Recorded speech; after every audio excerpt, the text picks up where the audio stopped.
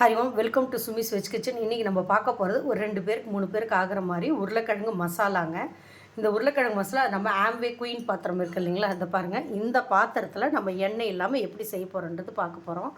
அதுக்கு தேவையான பொருட்கள்: பச்சை மிளகாய், வெங்காயம், அரை தக்காளி, கடுகு, உளுத்தம்பருப்பு, சோம்பு, சீரகம் இதெல்லாம் எடுத்துருக்கேங்க. இஞ்சி பூண்டு விழுது. உருளைக்கிழங்கு பார்த்திங்கன்னா ஒரு 150 கிராம் இருக்குங்க. அது எடுத்துருக்கேன். நான் நல்லா வேக வச்சு தண்ணி ஊற்றி வச்சுருக்கேங்க. கருவேப்பிலை. இப்போ எப்படி செய்யலான்றது பார்த்துடலாம்.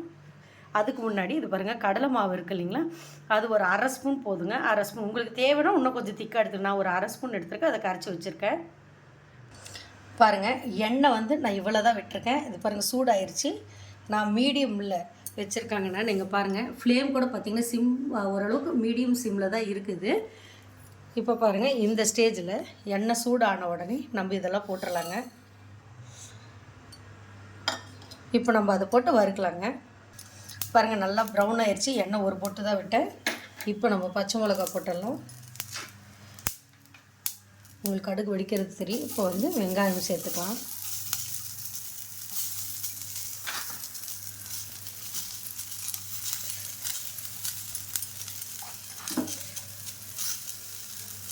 நம்ம உட்டன் ஸ்பேட்சில் எடுத்தோம்னா பெஸ்ட்டு. ஏன்னாக்கா அது பாத்திரம் வந்து லைஃப் நல்லா வரும்.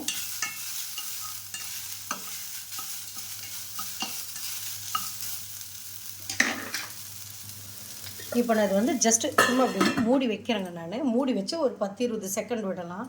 அப்போ தான் அது நல்லா வேகும். அதுக்கப்புறம் நம்ம கொஞ்சம் இஞ்சி பூண்டு விடுது, தக்காளிலாம் போட்டு மறுபடியும் மூடி வச்சுட்டு தண்ணி விட்டு சேர்க்கலாம். உங்களுக்கு தெரியும் நல்லாவே டிஃப்ரென்ஸ். இதை பாருங்கள், வெங்காயத்துக்கு எதுவுமே அடியே பிடிக்கல பாருங்கள். மற்ற பாத்திரமாக இருந்தால் இவ்வளோ நேரம் நீங்கள் போட்டதுக்கு வெங்காயம்லாம் தீஞ்சிரும், அடி பிடிக்கும். இது பாருங்கள், நல்லாவே ஒட்டாமல் வருது. நாம் எண்ணெயே ஊற்றணும், ஒரே போட்டு தான் ஊற்றணும்.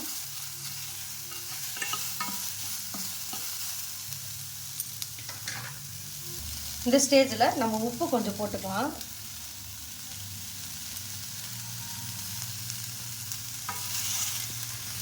பாருங்கள், தக்காளி போட்டுடலாம். அப்புறம் இஞ்சி பூண்டு விடுது, அவ்வளோதான். போட்டு நல்லா வதக்கிடலாம். ஓரளவுக்கு வதங்கிடுச்சு. இப்போ தண்ணி நல்லா ஒரு டம்ளர் ஊற்றிடலாம். நம்ம மூடி வைக்கலாம். நல்லா கொதிச்சிருச்சு. இந்த ஸ்டேஜில் நம்ம பாருங்கள், இந்த உருளைக்கிழங்கு, அப்புறம் கடலை மாவு போட்டு கடலை எல்லாம், மஞ்சத்தூள், உருளைக்கிழங்கு மசாலா தயாராகிடுச்சு. நான் கொத்தமல்லி கருவேப்பிலை போட்டாச்சு. அவ்வளோதான். இப்போ டிஸ்பிளேயில் பார்த்துடலாம். சுவையான ஆயிலே இல்லாமல் ஒரே பொட்டில் நமக்கு உருளைக்கிழங்கு மசாலா தயாராகிருச்சிங்க. நீங்கள் இதே மாதிரி செஞ்சு பாருங்கள். அது வரைக்கும் உங்களிடமிருந்து விடைபெறுவது உங்கள் சுமித்ரா சுரேஷ் பாபு. நன்றி, வணக்கம்.